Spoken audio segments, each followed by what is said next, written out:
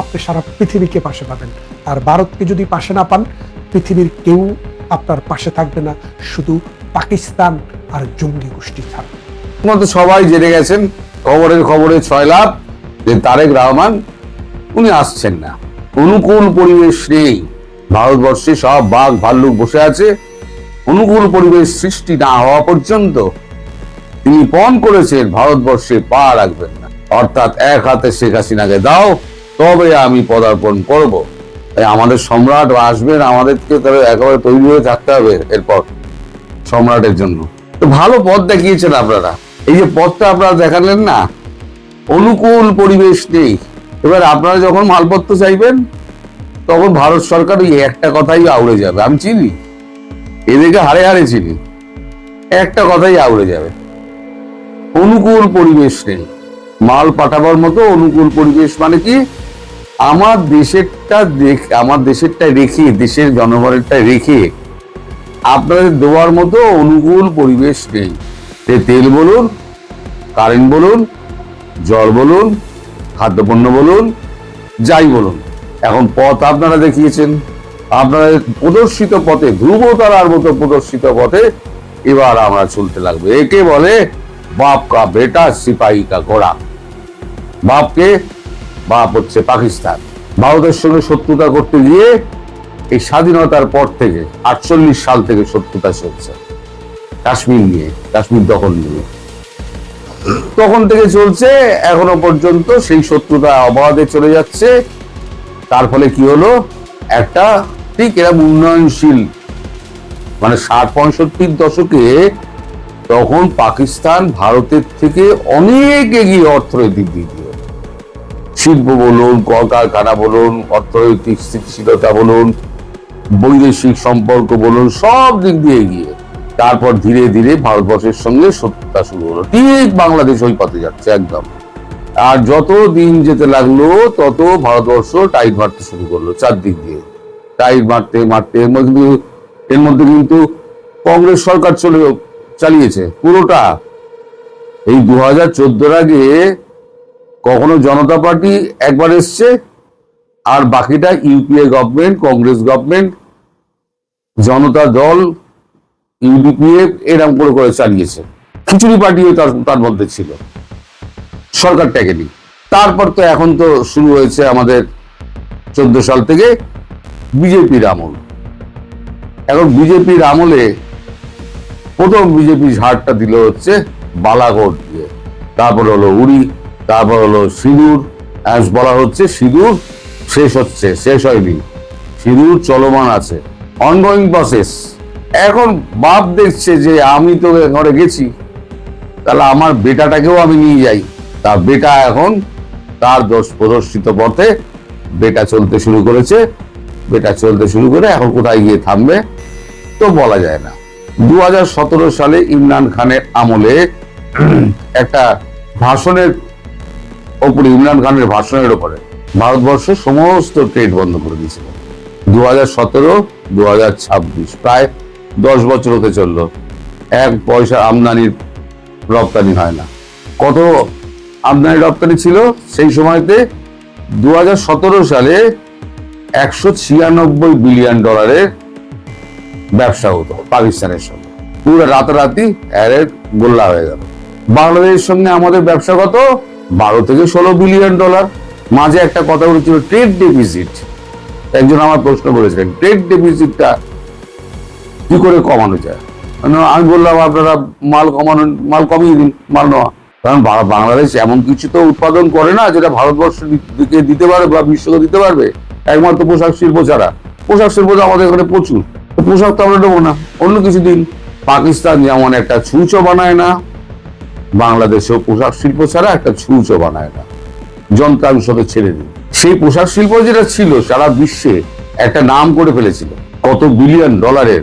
আমার হিসেবটা জানি না, না জেনে বলাটা ঠিক নয়, জানি না। একটা অর্থনীতি স্বয়ং সম্পূর্ণ একটা রাষ্ট্র ছিল, যে রাষ্ট্রে সবাই নিশ্চিন্তে ঘুমোতে পারত, নিশ্চিন্তে চাকরি করতে পারত। এখন আপনাদের উড়ে এসে জুড়ে বলেছে এখন আপনাদের ইউনুস আসার পর যা ঘটলো আপনারা সবাই জানেন, নতুন করে ব্যাখ্যা করার কিছু নেই। তারপরে এলো তারেক রহমান সরকার। এই যে কূটনৈতিক ব্যক্তি আপনাদের বাংলাদেশে একটাও নেই। যদি থাকতো তাহলে পরে আজকে এই উচ্চারণটা করতেন না যে পরিবেশ নেই, অনুকূল পরিবেশ নেই। ভারতে যদি অনুকূল পরিবেশ না থাকে তাহলে অনুকূল পরিবেশটা কোথায় আছে? বাংলাদেশে। বাংলাদেশে কি অনুকূল পরিবেশ আছে? আপনারা ভারতবর্ষের সঙ্গে তুলনা করছেন। কটা রাস্তায় শিরা কাটা হয়। আমি এর আগে ভিডিওটায়, দুপুরের ভিডিওটায় আমি বলেছিলাম যে অর্থনৈতিক নিষেধাজ্ঞা আসছে। তার আগে একবার বলেছিলাম FATF এ পড়তে যাচ্ছে বাংলাদেশ। তা একজন আমার মস্করা করে লিখেছেন, তার নাম হচ্ছে বোধহয় মিলন ফিলন, এ নামে একটা কিছু হবে। সেই তারিখটা কবে বলতে পারেন? মানে পারলে এবার খাইয়ে দাও আর কি। তা আমি তখন আমার মনে নেই। তারপর আমি খুঁজে দিলাম, হ্যাঁ আমি 5 আগস্ট বলেছিলাম। আমি ভিডিওর লিঙ্ক তো কপিটা এখানে দিয়ে দিলাম, লিঙ্কও পারলে দিয়ে দেবো, ওইটা যেটা লিঙ্ক আছে ওখানে কিন্তু আমি বলেছিলাম FATF এ বাংলাদেশ পড়তে যাচ্ছে। 5 আগস্ট বলেছিলাম। সেটা গতকালকে খবরটা হয়েছে যে অর্থনৈতিক নিষেধাজ্ঞার কবলে পড়তে পারে বাংলাদেশ। এবার বললেও বিপদ, না বললেও বিপদ। বলেছি দেখে এখন আমাকে প্রমাণ দাও। প্রমাণ আমাকে এখন বলে আমার সব মনে রাখতে হয়। কে কখন প্রমাণ চেয়ে বসবে? সব তো পরীক্ষক বসে আছে না খাতা কলম নিয়ে। আমার দর্শক বন্ধু বান্ধব তাদের মন মর্যাদা ঠাস করে একখানা লিখে দিল, কঠিন শব্দ লিখে রাখলাম। মানে হেডমাস্টার যেমন ধমকাতেন ওরকম লিখে রাখলাম, নাহলে কিন্তু প্রচুর গালাগাল করবো। তো গালাগাল শোনার জন্য তো আমি রেডি হয়ে বসে আছি। এই গালাগাল শুনতে শুনতে শুনতে শুনতে আমার 2,04,000 আমার দর্শক হয়েছে, যারা আমার প্রকৃত অর্থে ভালোবাসে। আর যারা ওই যে ব্ল্যাকের টিকিট কেটে মাঝে মাঝে কোনা দিয়ে সিনেমা হলে ঢুকে যান না, টিকিট না কেটে, কেউ ব্ল্যাকে টিকিট কাটেন আর কেউ চোরাগোপ্তায় ঢুকে যান।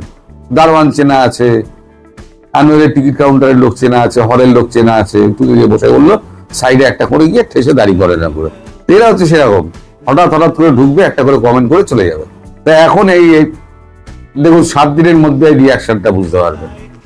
মানে এটা পরিষ্কার হয়ে গেছে, তারেক রহমান আসবে না।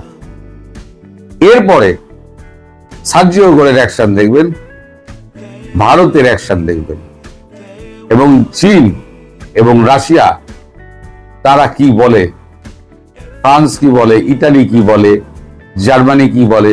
শুধু কাগজগুলোর দিকে লক্ষ্য রাখুন। আবার কাগজ ফাগজ তো আপনারা আবার দেখেন না, ও সব দেখে কি হবে? ওগুলো আমরা ঘাঁটবো, দেখে নিয়ে আমরা বলবো যখন, তখন আমরা বললেন দেন কি সমস্ত উল্টো পাল্টা বলে গেল। লিখে রাখলাম, না মিললে কিন্তু গালাগাল করবো। আমি এদের নিয়ে বাস করছি। তো যাই হোক, আমাদের একটা সুবিধা হলো আপনারা পথ দেখিয়ে দিলেন যে এবার থেকে আমরাও বলবো অনুকূল পরিবেশ সৃষ্টি না হলে আমরা বিদ্যুৎ দিতে পারবো না। 10টা দিন অপেক্ষা করুন। আদানি লাইনটাকে এখন কত দিচ্ছে আমি জানি না, যা দিচ্ছে তার অর্ধেক করে দেবে। তারপর আরো 1 মাস পরে আরো অর্ধেক করে দেবে, তারপর নীল করে দেবে। আর খাদ্যপণ্য সিল হয়ে যাবে। আর ডিজেল ওই আপনাদের মন্ত্রীকে বলুন ঘর থেকে ঢুকে ডিজেল করে করে নিয়ে যাবে বালতি করে। আমি আর কিছু বলবো না। আপনারাই ভালো থাকবেন, আপনারাই ভালো মানে ভালো থাকার জন্য আপনারা জন্মেছেন। মানে আমি আপনাদের কথা বলছি না, আমি বলছি আপনার নেতা মন্ত্রী আর ওই সমস্ত পড়েগুলোকে, চ্যাংড়াগুলো, ওদেরকে। দেশই যদি না থাকে তাহলে পরে ক্ষমতা কার হাতে থাকবে? দেশটাই তো পাকিস্তান হয়ে যাচ্ছে, তাহলে পরে ক্ষমতা দিয়ে কি হবে? আবার পাকিস্তানি বুটের তলায় পেশার জন্য রেডি হয়ে যান। সবাই ভালো থাকবেন, সুস্থ থাকবেন, সাবধানে থাকবেন।